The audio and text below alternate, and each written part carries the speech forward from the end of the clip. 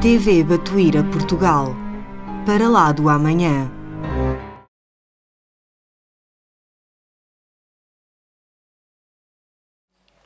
Bom, dando sequência então ao estudo, vamos ver o relato da mãe de Chico Xavier, que além de Marte vai visitar o planeta de Saturno. A grande beleza que nós temos aqui no nosso sistema solar, não é? Talvez seja o planeta mais desenhado e mais reverenciado, a começar pela beleza dos seus anéis. Mas antes de relatar isso, eu quero relatar o que Chico Xavier me contou numa visita que ele próprio fez a Saturno. E não é à toa que temos aí esta grande nave, estão vendo? Essa grande nave aqui, a orbitar uma das luas de Saturno. E Chico Xavier me contou que, em determinado momento, o espírito de Emmanuel falou com ele que ele havia recebido um convite para ir a uma das luas de Saturno, para conversar com um comandante estelar. E que Chico deveria se preparar, tanto na vibração quanto na prece, especialmente na alimentação, e durante aquele dia não se alimentasse das vísceras animais e preferisse, portanto, o consumo de sucos e água. E assim, Chico, obediente que sempre foi, né? Diferentemente de nós outros, ele então fez aquele jejum durante o dia inteiro e à noite, ao sair do corpo, Emmanuel estava à sua espera. E Emmanuel o levou então, portanto, a uma das luas do planeta Saturno, onde então Chico Xavier, com grande surpresa, identificou a presença desta nave, uma grandíssima, imensa nave-mãe. Ele perguntou a Emmanuel o que se referia, e Emmanuel explicou a ele que ele em breve entraria nos domínios desta nave e que ela era, de facto, uma nave-mãe e que abrigava centenas de naves pequeninas, naves auxiliares, em defesa do sistema solar inteiro. E Chico estava indo a convite do comandante estelar dessa nave. O comandante estelar dessa nave o havia convidado a conversar. Eu quero imaginar, embora Chico não tenha dito isso, que nenhum de nós outros recebe tal convite, não é? Mas ele, Chico Xavier, sim. Sabe-se lá Deus o que eles conversaram, não é? Chico me contou só um pequenino pedaço dessa conversa. Então, ele com muito espanto, eu perguntei a ele assim, mas Chico, você, ao chegar, diz ele que ao entrar na nave, ele viu dependências enormes, hangares enormes, com múltiplas, centenas de naves pequeninas, menores, outras maiores, de formatos diferentes. E então, Emmanuel, que sabia naturalmente o caminho, o levou à central de comando dessa nave estelar, onde estava o comandante. E eu perguntei a ele, mas me explica uma coisa, Chico, como é que vocês conversavam? Na língua dele ou no português? E Chico falou, nenhuma nem outra, pela linguagem do pensamento. Eu não articulava a voz humana, não movia os meus lábios, mas, no entanto, ele captava o meu pensamento e respondia, e eu compreendia perfeitamente as respostas que ele me dava. Então, o Chico vai me dizer qual era a função deste ser superior, não é? Nós estamos falando de um ministro não do Cristo terrestre, mas, segundo Chico Xavier, um ministro do governador do sistema solar. Ele responde diretamente ao Cristo do sistema solar que, portanto, é superior a Jesus. Não é? Lembrando que Jesus é a potência angélica, o ser angélico responsável pela evolução terrestre e de mais 4 outros planetas. Mas esse ser outro, que é o chefe, vamos dizer assim, desse comandante estelar, é o Cristo do sistema solar inteiro e, quiçá, talvez também, por dedução, talvez seja também o Cristo dos sistemas de Sírios. Isso aí é Geraldinho que está falando, Chico não disse.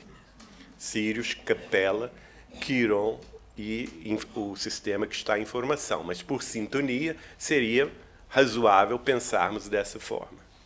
Então, o que, para surpresa nossa, Chico vai revelar, é que a atribuição desta nave, situada, portanto, numa das luas de Saturno, era estratégica para defender os domínios do sistema solar contra invasões de civilizações tecnologicamente mais avançadas do que a terrestre, mas moralmente ainda vinculadas à ação predatória e à ação dilapidatória. Então, vejam vocês que há muito mais coisas entre o céu e a terra que a vã filosofia possa suspeitar, não é? E Chico Xavier sabia bem disso. Mas agora vamos ver a visita da mãe de Chico Xavier a Saturno. Ela vai lá e diz, no livro Cartas de uma Morta, vi várias habitações de estilo gracioso, onde predominavam grandes colunatas artisticamente dispostas, decoradas com uma substância para mim desconhecida, que mudava de cor em lindíssimas nuances aos reflexos da luz solar. Contemplando o espaço muito acima de nós, vi grandes massas multicores que tomei por variadas nuvens e, ao mesmo tempo, notei que seres estranhos evolucionavam nos ares em graças e movimentos, apesar de me parecerem bizarros. Quer dizer, a mãe de Chico Xavier, os habitantes da civilização saturnina, pareceram a ela bastante bizarros. E ela chega a dizer que para ela pareciam pequenos monstros. Não é? Naturalmente, a questão é de observação, não é? Porque de monstros não tinham nada. Nada tinham de comum, olha só o que diz a mãe de Chico, nada tinham de comum com os tipos da humanidade terrestre. Com suas membranas à guisa de asas, olha aí, novamente a noção de que seres mais evoluídos possuem asas, não é? Com suas membranas à guisa de asas, tão estranhas para mim, as quais lhes facultavam o poder de volitar à vontade. Agora, o mais belo e impressionante está aqui, quando ela se refere às crianças saturninas, né? Primeiro ela fala, o que eles fazem? Ela diz, essas crianças são altamente dotadas de sabedoria, sensibilidade e inteligência. Crianças, esses seres, aliás, essas criaturas altamente dotadas de sensibilidade, inteligência e sabedoria. Seus sentidos e percepções são muito superiores aos dos homens terrenos e a preocupação máxima de sua existência é a intensificação do poder intelectual. Então, um mundo votado, portanto, um mundo feliz, Saturno é um mundo feliz, votado à sabedoria universal. Os seus seres, seres que têm a bênção de lá reencarnar, naturalmente são seres muito mais evoluídos em sensibilidade, inteligência e sabedoria que os nossos aqui da Terra. Souberam eles, diz ela, dominar todos os elementos da natureza, ou seja, a natureza, o tempo, o espaço, a matéria, não é? As mudanças climáticas, são por eles totalmente dominadas. Souberam dominar todos os elementos da natureza e aplicar sabiamente as suas leis, com as suas adaptações e continuados estudos, fizeram de Saturno uma das regiões privilegiadas do universo. Então vejam que diferença em relação à Terra, não é? Saturno, no mesmo sistema solar, é uma das regiões privilegiadas do universo. E a Terra, no mesmo sistema, é o vizinho incômodo, né? Onde as almas desejosas de perfeição e beleza estacionam, preparando-se para um glorioso futuro. Notem bem, Saturno não é um planeta perfeito, é um planeta feliz, é um planeta de sabedoria, mas os seus habitantes ainda almejam a perfeição. Não encontraram ainda, portanto, não se encontram ainda, portanto, na condição angelical que nós conhecemos, por exemplo, no exemplo de Nosso Senhor Jesus Cristo. Mas estão a caminho de se tornarem almas angélicas, talvez em planetas perfeitos, um dia mais à frente, né? Almejam, lá estacionam e almejam prosseguir. O benfeitor de Maria de São João de Deus, em determinado momento, vai dizer a ela, está lá no livro Cartas de uma Morta, de Chico Xavier, a respeito dos trabalhos que os mentores espirituais desenvolvem em consonância com os espíritos dessas outras humanidades em relação à Terra. Qual que é o objetivo? O objetivo é: cabe-nos operar o movimento grandioso de restauração das crenças puras. Esse é o objetivo do espiritismo cristão na Terra. Restauração das crenças puras. O que estiver fora disto, naturalmente, é dispensável. E essa é a nossa Terra.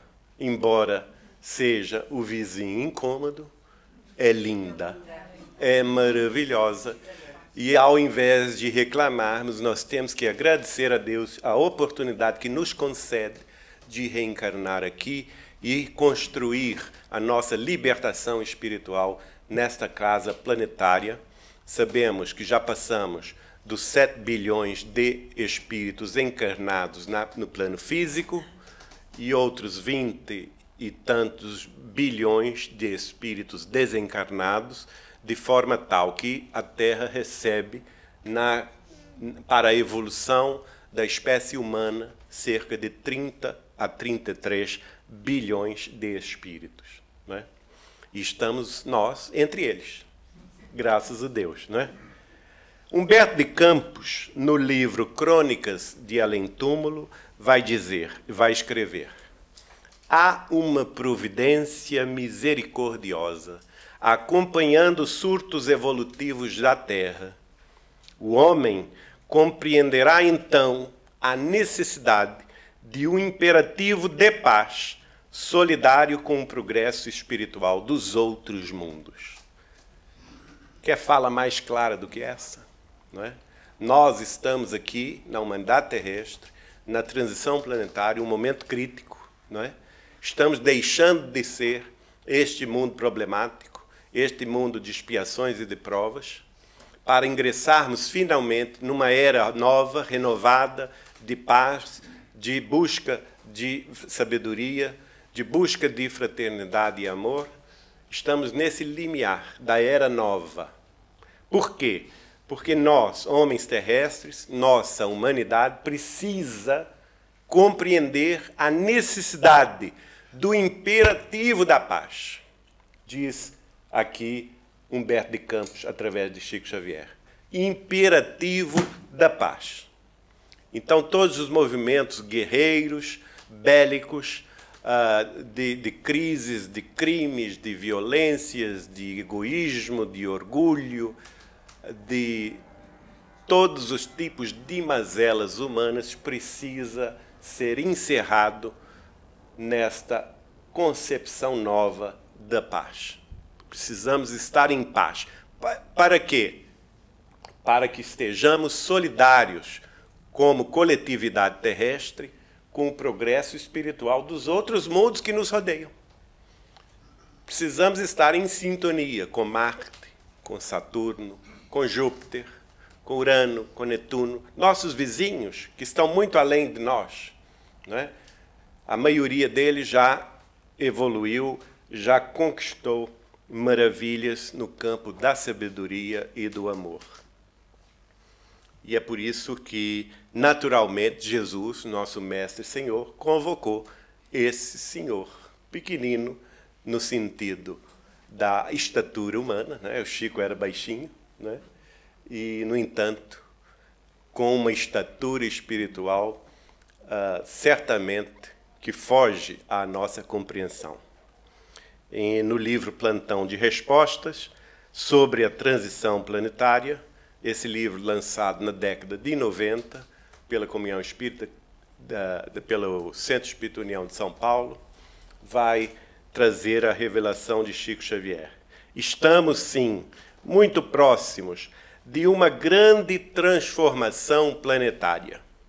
As calamidades sociais, espirituais, emocionais e físicas estarão por toda a parte do planeta. Está acontecendo? O que vocês acham? O Chico estava viajando na maionese, como a gente diz no Brasil? Não, né? Ele estava tendo alucinações? Não. Ele estava prevendo o futuro que nós estamos vivendo, né? Todo tipo de calamidade, calamidade social, calamidade espiritual. Nós temos visto um aumento muito grande da depressão, da tristeza, da jovens se suicidando, jovens se drogando, não é? Aliás, ele um dia fala comigo que a Terceira Guerra Mundial já começou e começou pela via da droga. Os espíritos das sombras e das trevas estavam se apossando dos nossos jovens pela via da droga. Outras calamidades emocionais e físicas também, às quais já fizemos referência a elas, estarão, como estão hoje, por toda parte. Aí, a informação mais importante. Emmanuel afirma que a Terra será um mundo regenerado em 2057. Portanto, Emmanuel tem certeza disso, ele afirma isso. Por quê, gente? Porque existe uma programação espiritual. Há quem ache que os espíritos superiores não dão prazo, não dão tempo para nós. Não. Ora, se nós fazemos isso com os nossos filhos, com os nossos netos, não é? Ou a gente, como pais ou avós, a gente deixa os filhos à vontade, fazer o que querem. Não. Todos estão submetidos a uma lei de disciplina, de metas, não é? Tem que estudar. Não importa se a criança faça birra, não importa, ela vai para a escola, vai ter que estudar. Faz parte da sua própria evolução. E assim vai na escola passando de ano. Não é? O indivíduo não pode ficar sem prazo num ano escolar. Ele tem que se submeter às provas, e em se submetendo às provas e passando, ele muda de classe, sobe o patamar. E certamente que os guias e mentores da Terra, as potências angélicas que dirigem a Terra em nome de Jesus e também dirigem o sistema solar, colocam estes prazos para nós. No livro A Gênese, Allan Kardec, no capítulo 18, Sinal dos Tempos, vai dizer que os espíritos, àquela ocasião, haviam dito a ele que o processo de transição planetária havia começado 100 anos antes da codificação espírita. Portanto, se a codificação, o primeiro livro, surgiu em 18 de abril de 1857, 100 anos antes, é 18 de abril de 1757, não é? E por isso mesmo houve toda aquela mudança aqui na vida europeia, não é? A Revolução Francesa começando, principalmente, e a partir daí começam todas as mudanças na sociedade europeia que se espalham ao mundo, a independência americana, a independência dos países da América Latina e assim sucessivamente. A Revolução Industrial na Inglaterra, não é?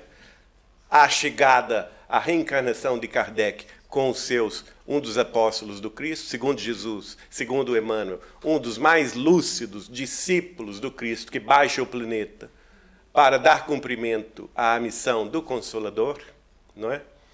Tudo isso faz parte para inaugurar na Terra o contacto com os planos espirituais, a mediunidade, a ciência da mediunidade, a doutrina espírita nos esclarecendo a vida além túmulo, a necessidade da reencarnação, a multiplicidade de vidas sucessivas e também, por que não dizer, a pluralidade dos mundos habitados.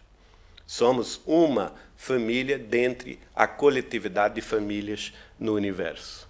E, portanto, 2057, por que o Emmanuel não diz 2060? O que vocês acham?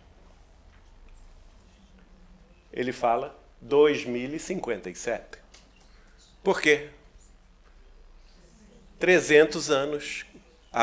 Não é? Se começara a transição planetária 100 anos antes de Allan Kardec, do Livro dos Espíritos, ela vai se completar, portanto, 200 anos depois da codificação, em 2057. Então, estamos aí. Faltam 40 anos. Não é? E unindo, mas o Chico ainda completa. Mas antes disto, ou seja, antes de 2057, então, entre hoje e daqui a 40 anos, diversos tipos de transformações ocorrerão no planeta para o concurso do aceleramento deste processo. Essas mudanças, portanto, vão se acelerar. E eu quero crer que elas vão se acelerar exatamente a partir de julho de 2019, quando se completa o prazo de 50 anos, a moratória de 50 anos que nos foi dada por Jesus e as potências angélicas que dirigem o sistema solar para que a Terra pudesse prosseguir em paz. Então, isso chega, portanto, na época certa, não é? Eu estou confiante de que nós não vamos morrer à praia. Nadamos já há 48 anos e meio, falta 1 ano e meio para chegarmos lá em julho de 2019, não é possível que vamos afogar na hora de chegar à praia, não é? Como se tivéssemos atravessado o Canal da Mancha, não é? Entre a Inglaterra e a França, e chegando nos 20 últimos meses não haveremos de naufragar. Mas para isso precisamos orar, sintonizar as nossas mentes e corações para a paz do mundo, porque há loucos por aí, não é? Não vamos citar nomes, mas precisamos orar por eles, para que eles não façam asneiras. Só para terminando aqui a nossa exposição, eu queria trazer uma última mensagem do espírito de Emmanuel, que está no livro Justiça Divina, que é o livro que comemora o centenário do livro Céu e Inferno de Kardec, e que Chico Xavier comemorou em 1964, lançando o livro Justiça Divina. Nesta mensagem, Emmanuel escreve esta página, Ante os Mundos Superiores. E ele diz assim: não podemos aliar-nos do preço que a Terra pagará pela promoção. Nós estamos em promoção, mas existe um preço. Não é? Não existe nada de graça no universo, não é, gente? Abrindo as estradas do espírito para essa era de luz, abracemos a charrua do suor pela vitória do bem, seja qual seja o nosso setor de ação.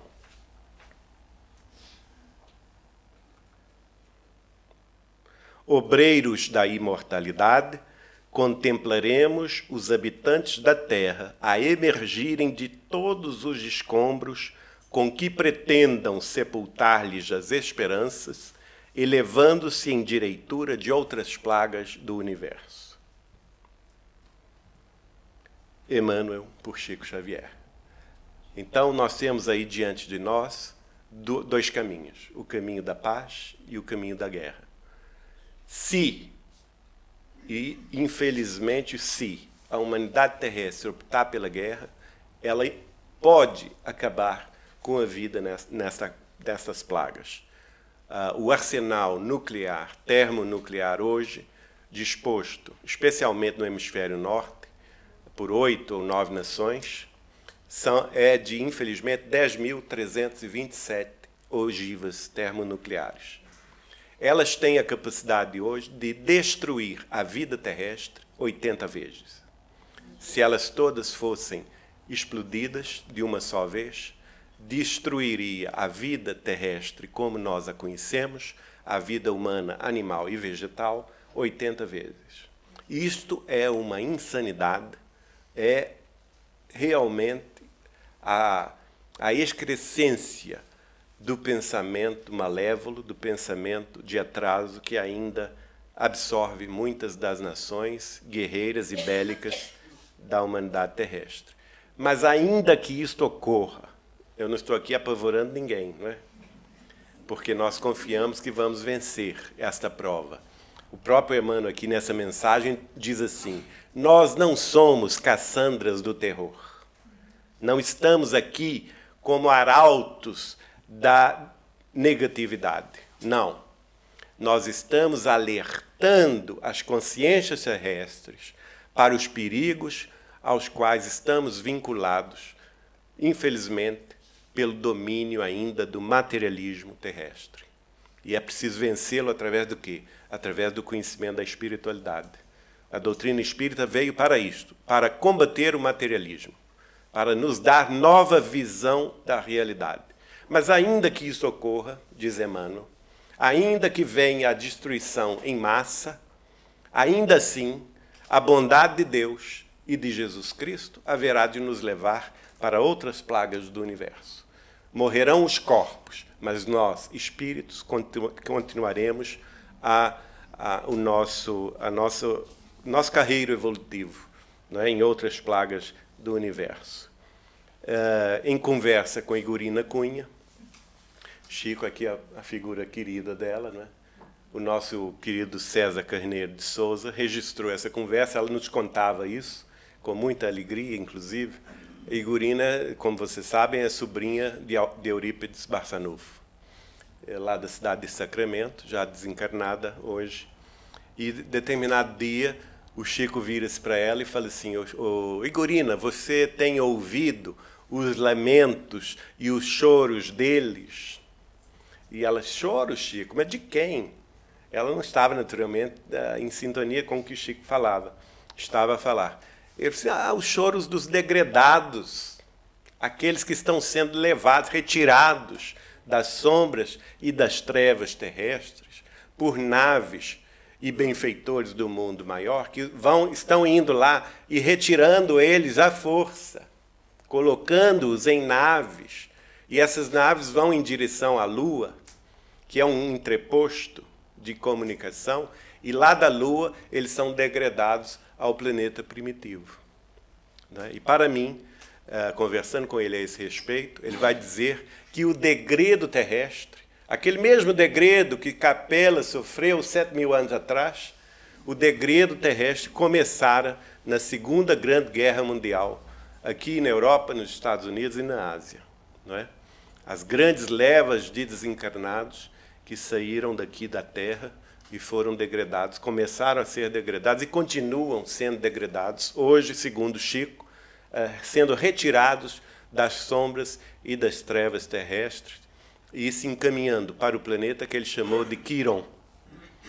E ele me explicou que o planeta é muito semelhante à Terra, é um planeta também guiado por Jesus, né? Muito semelhante à Terra, a temperatura, a pressão, a questão dos mares, da água, ele tem água como nós a conhecemos, as grandes florestas que lá existem também são semelhantes às nossas, os vegetais, né? Os frutos, as árvores são muito semelhantes, mas tem duas grandes diferenças. Primeiro, a humanidade de Quiron. É uma humanidade totalmente primitiva, que vive ainda nas cavernas. Uma humanidade que ainda não saiu das cavernas. Todos peludos, imaginem só. Vocês querem ir para lá? Não. Não é?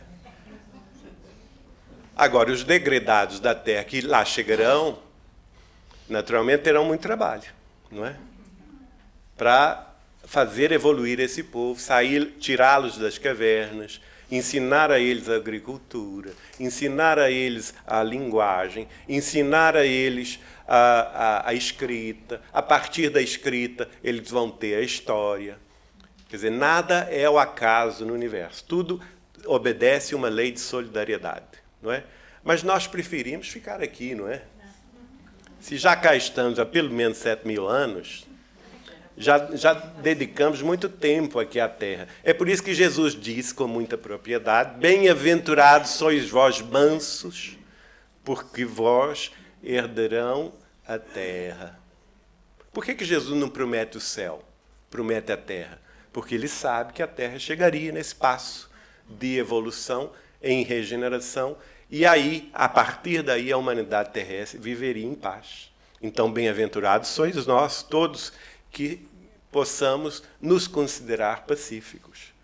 Oxalá seja assim, não é? Porque, do contrário, a passagem já está carimbada com via de mão única. A Quiron tem um entreposto na Lua, segundo Chico.